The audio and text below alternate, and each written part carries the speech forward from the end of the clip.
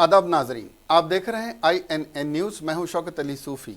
सबसे पहले पेश हैं आज की सुर्खियां। सदर जमहूरियत रामनाथ कोविंद ने शहरी तरमीमी कानून को मोदी हुकूमत की अहम कामयाबी करार दिया।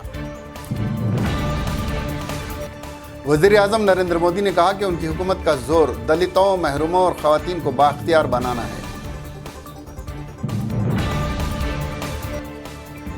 फर्रुखाबाद में 23 बच्चों को यरगमाल बनाने वाले शख्स सुभाष बाथम को पुलिस ने हलाक कर दिया। इलेक्शन कमीशन अफसरान ने शाहीन बाग के हालात को इत्मीनान बख्श करार दिया। तेलंगाना रियासत में 400 ब्रिजेस तामीर किए जाएंगे, वजीर शवायर आमा प्रशांत रेड्डी ने कहा। मारेटपल्ली इलाके से 2 कोमर लड़कियां लापता, पुलिस की जानिब से तलाश जारी। अब खबरें तफसील से। बजट इजलास से कबल सदर रामनाथ कोविंद ने पार्लियामेंट के मरकजी हाल में मेंबरान पार्लियामेंट से खिताब किया। इस दौरान उन्होंने शहरियत तरमीमी कानून को मोदी हुकूमत की अहम कामयाबी करार देते हुए कहा कि इस तरह से हुकूमत ने महात्मा गांधी के ख्वाबों को पाए तकमील तक पहुँचाया है। सदर जमहूरियत रामनाथ कोविंद ने अपने खिताब के दौरान शहरियत तरमीमी कानून का जिक्र किया तो हर बरसर इख्तिदार पार्टी ने मेज़ बजाकर इसका इस्तकबाल किया, जिससे मरकजी हाल की गूंज उठा और सदर को अपने खिताब के दौरान कुछ देर के लिए रुकना पड़ा। लेकिन अपोजिशन ने इसकी मुखालिफत की, जिसकी वजह से खिताब में रखना पड़ा। कोविंद ने पार्लियामेंट के बजट सेशन के पहले 2 दिनों ऐवान के मुश्तरका मीटिंग से खिताब करते हुए सदर बाबा कौम महात्मा गांधी को याद किया और पार्लियामेंट में पिछले दिनों पास शहरियत तरमीमी कानून का जिक्र किया, जिसमें पाकिस्तान, अफगानिस्तान और बांग्लादेश में मजहबी इस्तेसाल की वजह से 31 दिसंबर 2014 तक हिंदुस्तान आए हिंदू, सिख, जैन, बौद्ध, ईसाई और पारसी तबके के लोगों को शहरियत देने का इल्तिज़ाम है। इसके जिक्र पर वज़ीर आज़म नरेंद्र मोदी समेत पूरी बरसर इख्तिदार पार्टी ने 2 बार ज़ोरदार तरीके से मेज़ थपथपाए, खैर मकदम किया। तकरीबन 1.5 मिनट तक मरकजी हाल में इनके मेज़ थपथपाने का शोर गूंजता रहा। इस वजह से सदर को 3 बार रुकना पड़ा। इस पर अपोजिशन ने एहतजाज के तौर पर शोर मचाया, जिसकी वजह से एक बार फिर खिताब में रखना पड़ा।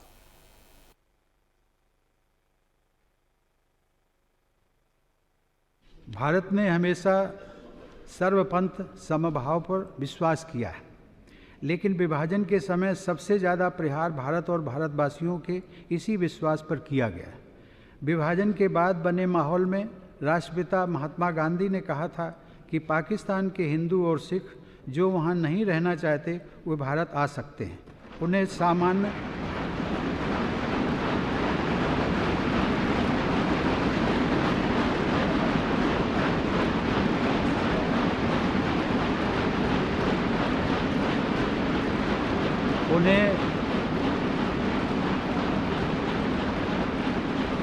सामान्य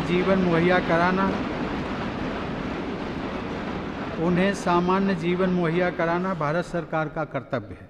पूज्य बापू के इस विचार का समर्थन करते हुए समय समय पर अनेक राष्ट्रीय नेताओं और राजनैतिक दलों ने भी इसे आगे बढ़ाया। हमारे राष्ट्र निर्माताओं की उस इच्छा का सम्मान करना हमारा दायित्व है। मुझे प्रसन्नता है कि संसद के दोनों सदनों द्वारा नागरिकता संशोधन कानून बनाकर उनकी इच्छा को पूरा किया गया।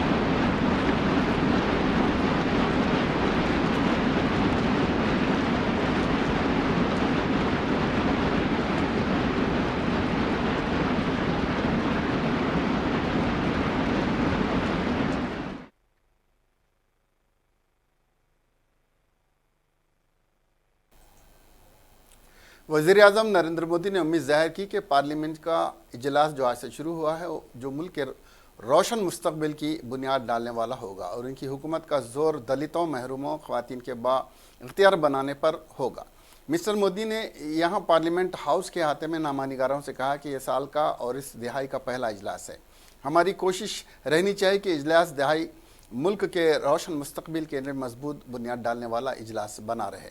हमारी हुकूमत ने अब तक दलितों, मजलूमों, महरूमों और ख़वातीन को बाख्तियार बनाने की सिमत काम किया है और इस दहाई में भी हमारी यही कोशिश रहेगी। उन्होंने कहा कि इस इजलास में ज़्यादा से ज़्यादा इक़्तिसादी मौज़ूआत पर बहस होगी। ये यकीनी बनाया जाना चाहिए कि आलमी इक़्तिसादी हालात का हिंदुस्तान की किस तरह फ़ायदा उठा सकता है, मौजूदा आलमी सूरत हाल का फ़ायदा हिंदुस्तान को कैसे मिल सकता है।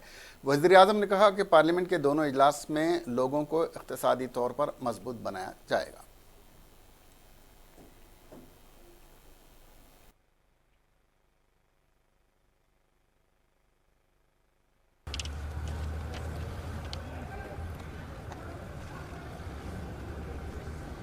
नमस्कार सभी साथियों को। 2020 का ये प्रथम सत्र है। इस दशक का भी यह प्रथम सत्र है।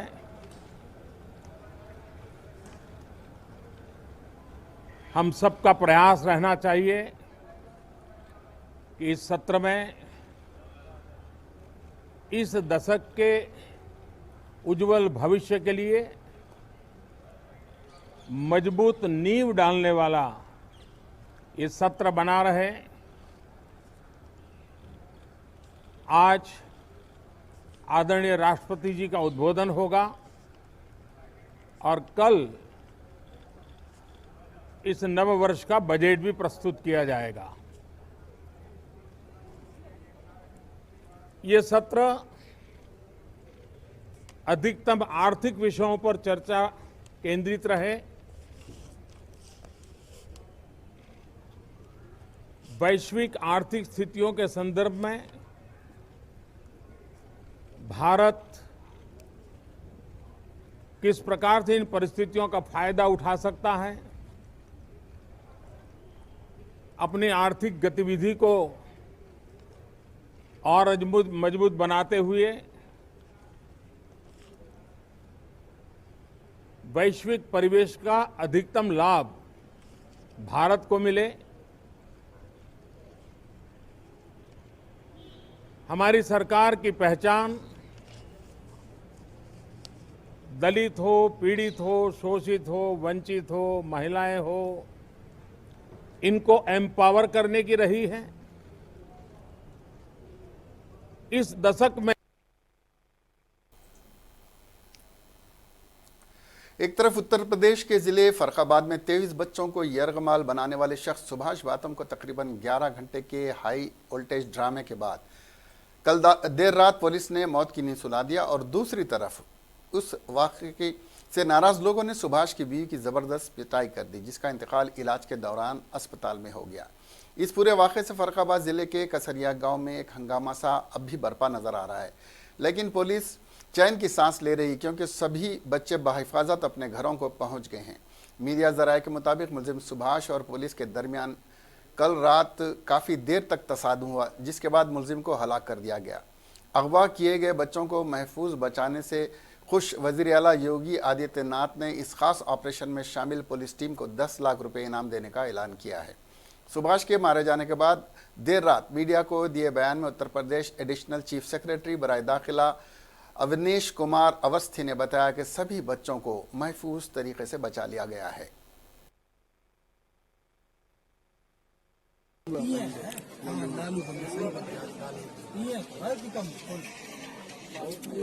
हेलो, अरे गाँव का जो है तो बोला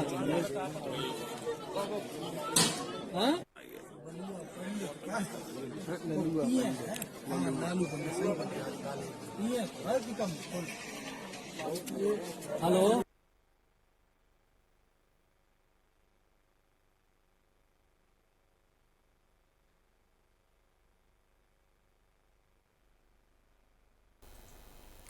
दिल्ली पुलिस के साथ शाहीन बाग में इंतखाबी हालात का जायजा लेने पहुंचे इलेक्शन कमीशन अफसर ने मीडिया के साथ बातचीत करते हुए हालात को इत्मीनान बख्श करार दिया है। Delhi chief electoral officer Ranbir Singh ने कहा कि वो शाहीन बाग वोटिंग से मुतालिक इंतजामात को देखने पहुंचे थे और यहां की 5 बूथों पर राय दहिंदगान को पहुंचने में किसी भी तरह की रुकावट नहीं है। साथ ही रणबीर सिंह ने अवाम से अपील की कि सभी अपने हक रायदही का इस्तेमाल करने के लिए वोटिंग मराकज़ पर पहुंचे।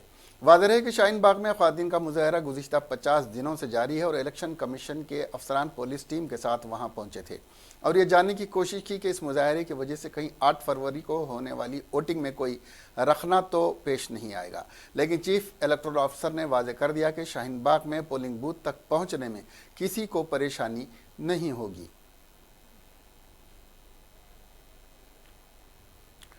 रियासती वजीर अमारात और शुआरे वी प्रशांत रेड्डी ने कहा कि रियासत तेलंगाना में 4,900 करोड़ रुपए के खर्च से 400 ब्रिज तामीर किए जा रहे हैं, जिसमें गोदावरी पर 2, कृष्णा पर 1, मंजीरा डैम पर और मुनीरा डैम पर 4 ब्रिजेस शामिल हैं। प्रशांत रेड्डी के रियासत में रोड नेटवर्क को वजीर आला के चंद्रशेखर राव की हिदायत पर आलमी सतह का अंदाज में तामीर किया जा रहा है। उन्होंने Indian national group of IABSE से ख्वाहिश की है कि वो मुस्तहकम, मजबूत और कम लागती ब्रिजेस की तामीर के लिए इस वर्कशॉप में मनसूबाबंदी करें। प्रशांत रेड्डी आज हाईटेक्स में लॉन्ग डिस्टेंस ब्रिज कंस्ट्रक्शन पर कौमी वर्कशॉप का इफ्तिताह कर रहे थे।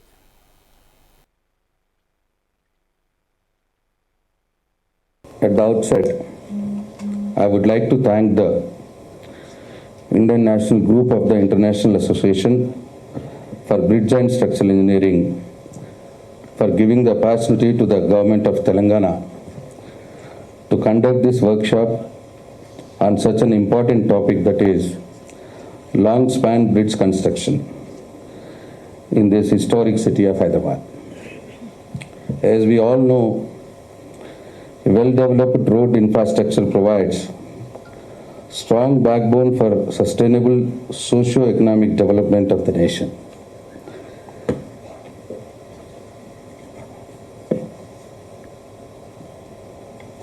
India has second largest road network in the world. Qualitatively, Indian roads are a mix of various categories ranging from multi-lane modern highways to unpaved roads. Gentlemen, after formation of Telangana state on the 2nd June 2014, under the able leadership and guidance of our Honorable CM, Sri K. Chandrasekhar Rao Garu, the government of Telangana, having realized the importance of the adequate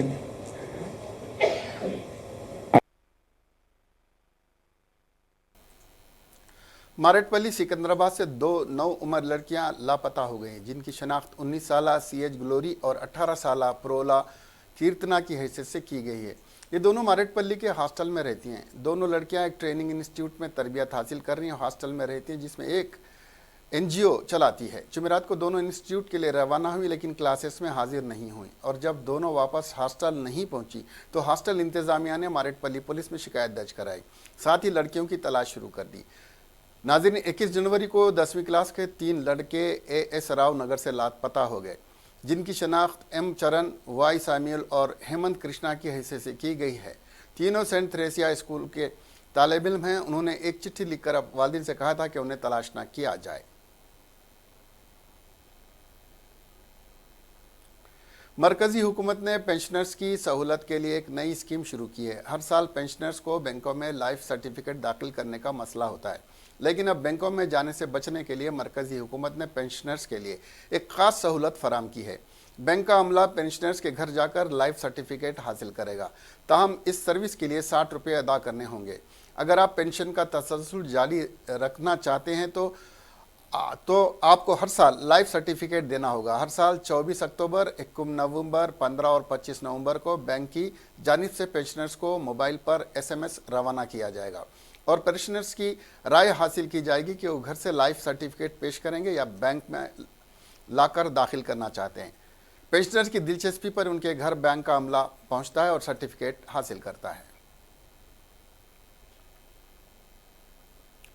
वज़ीर बल्दी नस्ल व नस्ल KT Rama Rao ने कहा कि रियासत में अनकरीब ही पास bill मुतारफ़ करवाया जाएगा। बिल जो तैयार किया जा चुका है, रियासत में बल्दी इंतखाबात की वजह से उसे मौखिर किया गया था। ये बिल मुल्क भर में मुनफरद होगा, जिसके बाद इमारतों के इजाज़तनामों के लिए ऑनलाइन दरख्वास्तें देने के बाद मुकर्ररा मुद्दत के अंदर मुताल्लिक़ा हुक्काम इजाज़तनामा न दें तो इस बिल के तहत खुद ब खुद इजाज़त मिल जाएगी। आज हैदराबाद प्रॉपर्टी शो का इफ्तिताह करते हुए के टी रामाराव ने कहा कि दुर्गम चेरू लेक पर केबल ब्रिज के बाद हैदराबाद अब और ज़्यादा नुमायां तौर पर आलमी सतह पर जाना जा रहा है। के टी रामाराव ने कहा कि यूनाइटेड नेशन की ने हैदराबाद को आलमी सतह के 130 शहरों में सबसे बेहतरीन हरकियाती और माशी तौर पर तरक्की याफ्ता शहर करार दिया है।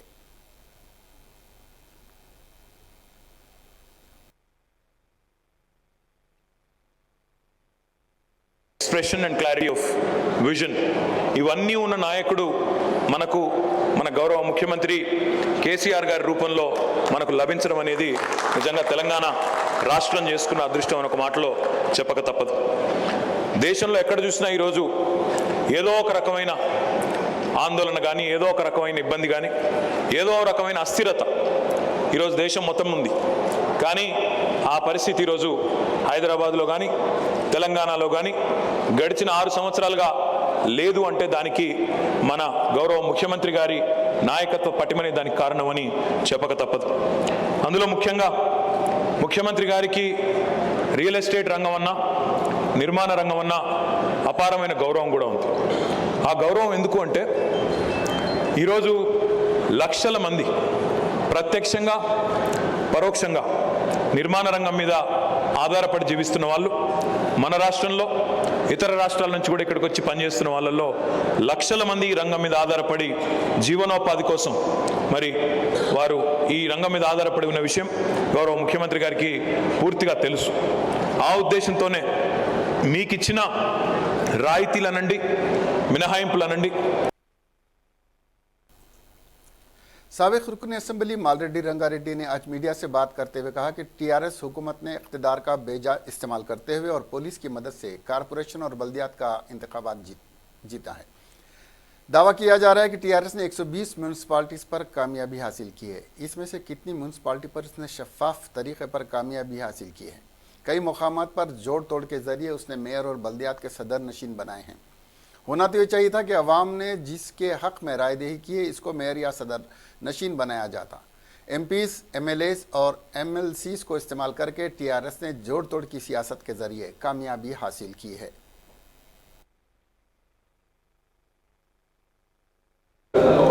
म्युनिसिपल इलेक्शन में टीआरएस पार्टी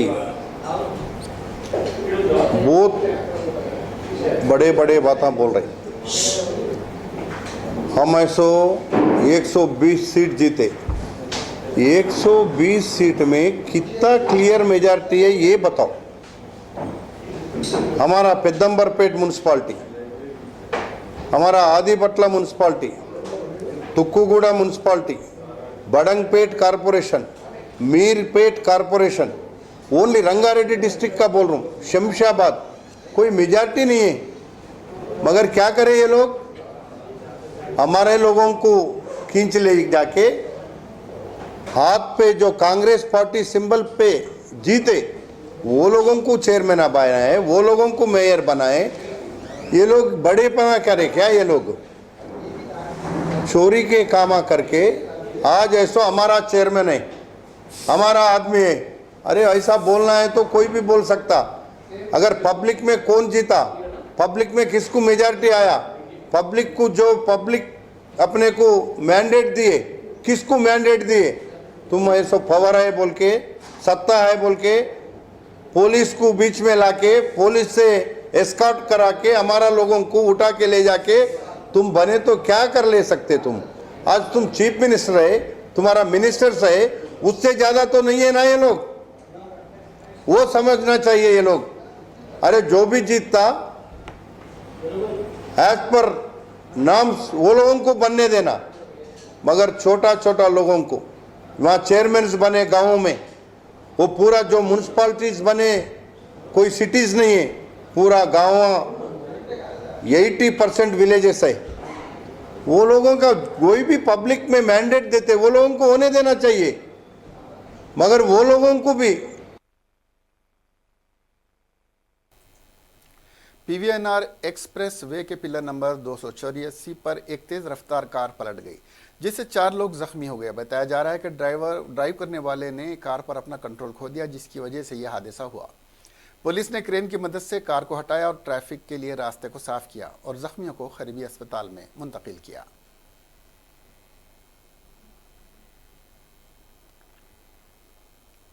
अमेरिका में मुकीम हैदराबादी सॉफ्टवेयर इंजीनियर फन्नीदीप क्रांति को नकली फार्मिंगटन यूनिवर्सिटी में तलबा को नौकरी दिलाने का झांसा देने पर 6 महीने की सज़ा सुनाई गई।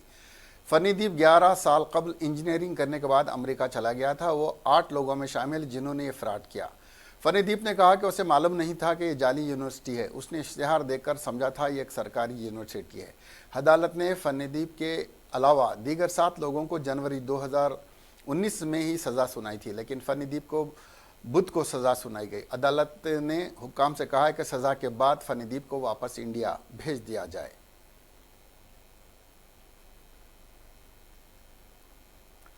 निर्भया केस के 3 मुजरिमों को कल यानी 1 फरवरी को फांसी दे दी जाएगी, जबकि एक मुजरिम को कल फांसी नहीं दी जाएगी।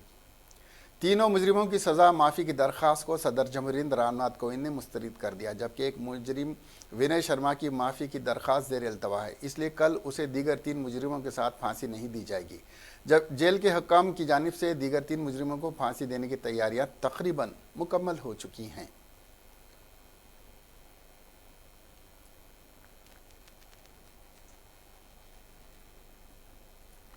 दिल्ली की जामिया यूनिवर्सिटी मुजाहरे में हुई फायरिंग का तनाज़ा रुकने का नाम ही नहीं ले रहा है। एक बार फिर दिल्ली की जामिया यूनिवर्सिटी सोशल मीडिया पर चर्चा का मौजू बन गई है। इस बार मामला कुछ मुख्तलिफ है। CAA और NRC की मुखालिफत में दिल्ली की जामिया यूनिवर्सिटी में रोज़ रोशन गोली चलने का मामला सामने आया है। मुलजिम बजरंग दल का रुकन बताया जा रहा है, जो कि नाबालिग है। इस शख्स की गोली शादाब नाम के एक तालिब इल्म को लगी है। इस वाक़े के बाद सियासी मौज़ूआत पर खुलकर अपना बात रखने वाले डायरेक्टर अनुराग कश्यप ने सोशल मीडिया पर तल्ख बयान देते हुए वज़ीर आज़म नरेंद्र मोदी और वज़ीर दाखिला अमित शाह को घेरा है। बता दें कि अनुराग कश्यप गुज़िश्ता कुछ वक्त से मरकज़ी हुकूमत की पॉलिसियों की तनकीद करते आ रहे हैं। उन्होंने अपने ट्वीट में लिखा, ये हुकूमत साफ साफ कह रही कि जय श्री राम और भारत माता की जय बोलकर हिंदुत्व के नाम पर जो चाहे करो, मारो काटो, हम कुछ नहीं होने देंगे। अब भी शक है कि हुकूमत और पार्टी ही दहशत गर्द पैदा कर रहे हैं। इसके बाद उन्होंने एक और कमेंट में लिखा, और कमाल की बात यह है कि इनके तमाम हिंदुत्व दहशत गर्दों को लगता है कि वो देशभक्त मुहिब वतन है।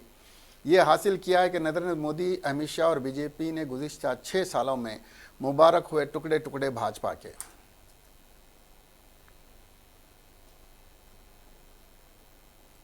जम्मू के बाहरी इलाके नागरोटा में टूल प्लाजा पर दहशत गर्दों ने जुमा की अलसुबह मरकजी रिजर्व पुलिस फोर्स पर हमला कर दिया, जिसमें एक जवान जख्मी हो गया और सिक्योरिटी फोर्सेस ने जवाबी कार्रवाई में 3 दहशत गर्दों को मार गिराया।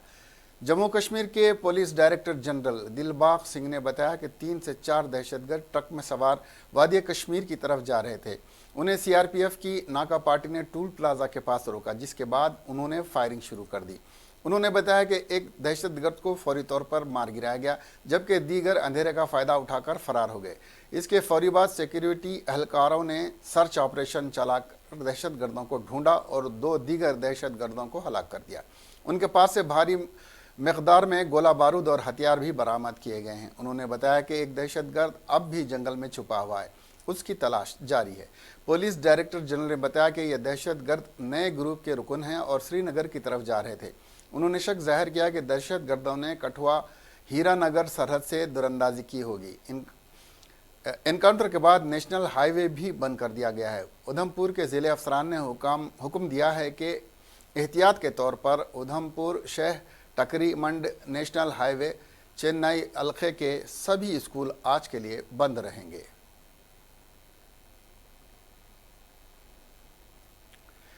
कांग्रेस पार्टी के साबिक चीफ राहुल गांधी ने आज कहा है कि चीन और दीगर जगहों पर नोवेल कोरोना वायरस की वजह से जहां बहक होने वाले 170 से ज़ायद अफराद की हलाकत पर ताज़ियत की।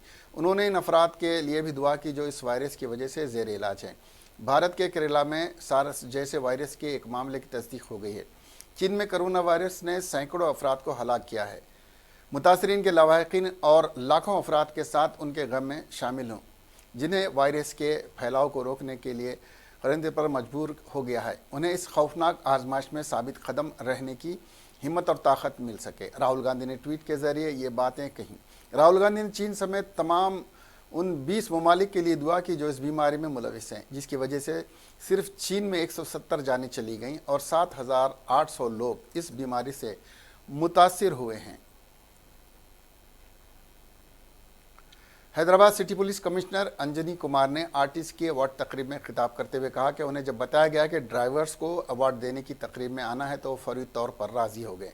उन्होंने कहा कि 30 साल से वो पुलिस में काम कर रहे हैं। इससे पहले ज़माने तालिब इल्म में स्कूल और कॉलेज जाने के लिए उन्होंने बस में ही सफ़र किया है। जितने तलबा इम्तिहानात देते हैं उनकी कामयाबी में आरटीसी के ड्राइवर्स का बड़ा हाथ होता है। कमिश्नर ने कहा कि वो सभी ड्राइवर्स को जिन्हें अवार्ड मिला है मुबारकबाद देते हैं। इस तकरीब में वजीर transport Ajay Kumar, RTC chairman और दीगर लोग शरीक थे।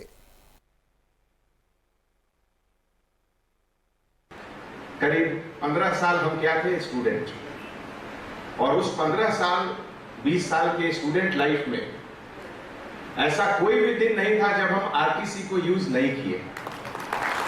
चाहे वो हमारा नेटिव प्लेस हो या दिल्ली हो, हर दिन हम आरटीसी में ही स्कूल या कॉलेज जाते थे।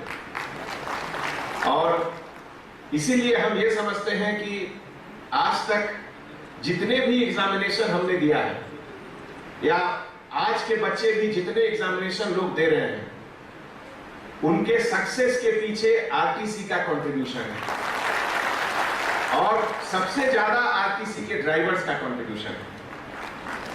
आपको मैं एक छोटा सा एग्जाम्पल देना चाहता हूं। जैसा आप जानते हैं, सोसाइटी में हर समय कुछ अच्छाई भी होती है, कुछ बुराई भी होती है, कुछ अच्छे लोग भी होते हैं, कुछ बुरे लोग भी होते हैं, और यंग एज में कुछ गलत आदत भी लोग सीखते हैं। मुझे आज भी याद है वो इंसिडेंट जब सीनियर स्कूल में एक हमारे क्लास के एक बच्चे आरटीसी बस में सिगरेट पीना शुरू किए थे, और मुझे याद है उस ड्राइवर का नाम आज भी रामचंद्र ड्राइवर आरटीसी। वो उस समय बोला उस लड़के का नाम लेके कि आप अगर नहीं रोकोगे तो कल हम प्रिंसिपल को कंप्लेन करेंगे। और उसके बाद से आरटीसी बस में स्कूल में किसी ने सिगरेट नहीं पिया कभी। तो ये एग्जाम्पल मैं इसलिए आपको दे रहा हूं कि आरटीसी ड्राइवर, आरटीसी डिपार्टमेंट या कोई भी इस तरीके के जो पब्लिक सर्विस होते हैं, उसके पीछे बहुत बड़ी जिम्मेवारी होती है। किसी भी सोसाइटी का, किसी भी शहर का कल्चर क्या है, रियल कल्चर, वो बस में दिखता है। बस में लोग एक दूसरे को कैसे रिस्पेक्ट दे रहे हैं, बस में एल्डर्स को देखकर आप खड़े होते हैं कि नहीं, लेडीज को आप रिस्पेक्ट करते हैं कि नहीं, बच्चों। तरमीमशुदा शहरियत के कानून के खिलाफ मुल्कगीर एहतजाज के दौरान बीजेपी के रुकन असम्बली संगीत सोम ने एक नए तनाज़े को जन्म दिया है, जिसमें कहा गया कि जेएनयू के तालिब इल्म शर्जील इमाम जैसे लोगों ने हिंदुस्तान से आसाम को तोड़ने की बात की थी, उनको सरेआम गोली मार दी जाए। उसने कहा कि जहां तक शर्जील इमाम जैसे लोगों का ताल्लुक़ है जो हिंदुस्तान को तोड़ने की बात करते हैं, इन लोगों को सरेआम गोली मार दी जानी चाहिए। बुध के रोज़ दिल्ली की एक अदालत ने इमाम को दिल्ली पुलिस क्राइम ब्रांच के तहत 5 दिन की तहवील में भेज दिया है। इश्तियाल अंगेज़ तकारीर के लिए उन पर मुल्क बगावत का मुकदमा दर्ज किया गया है, जिसमें उन्होंने आसाम को हिंदुस्तान से अलग करने का बयान दिया था। दिल्ली के शाहीन बाग में शहरियत के कानून के खिलाफ मुश्तइल मुजाहिरीन पर तबसरा करते हुए उन्होंने कहा कि ये इलाका उन लोगों के लिए पिकनिक जगह बन गया है।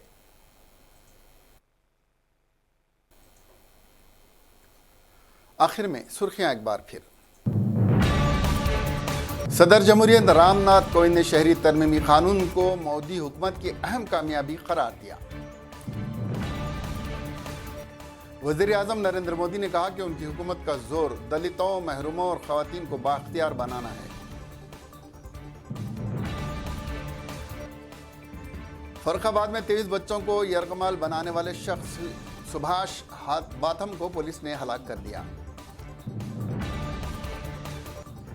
इलेक्शन कमीशन अफसरान ने शाहीन बाग के हालात को इत्मीनान बख्श करार दिया। तेलंगाना रियासत में 400 ब्रिजेस तामीर किए जाएंगे, वजीर शवायर आमा प्रशांत रेड्डी ने कहा। मारटपल्ली इलाके से 2 कोमर लड़कियां लापता, पुलिस की जानिब से तलाश जारी। अब हमें दीजिए इजाजत, देखते रहिए INN चैनल। खुदा हाफिज।